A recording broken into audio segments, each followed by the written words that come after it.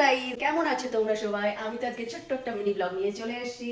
দেখো আমি শাড়ি টাড়ি পরে রেডি হয়ে গেছি। আজকে আসছে কলকাতা থেকে ঠাকুর মশাই। আজকে সুন্দরকাণ্ডের পুজো আছে, হনুমানজির পুজো হচ্ছে আজকে শনিবার।